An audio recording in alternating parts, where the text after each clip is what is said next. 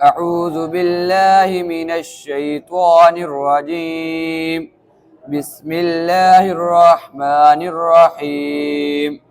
إن المنافقين يخادعون الله وهو خادعهم وإذا قاموا إلى الصلاة قاموا كسالى يراءون الناس ولا يذكرون الله إلا قليلا مذبذبين بين ذلك لا إله هؤلاء ولا إله هؤلاء ومن يضلل الله فلن تجد له سبيلا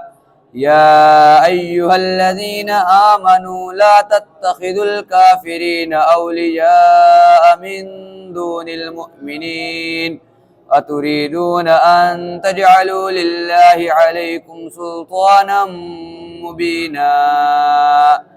إن المنافقين في الدرك الأسفل من النار ولن تجد لهم نصيرا إلا الذين تابوا وأصلحوا واعتصموا بالله وأخلصوا دينهم لله فأولئك مع المؤمنين وسوف يؤتي الله المؤمنين أجرا عظيما ما يفعل الله بعذابكم إن شكرتم وآمنتم وكان الله شاكرا عليما صدق الله العظيم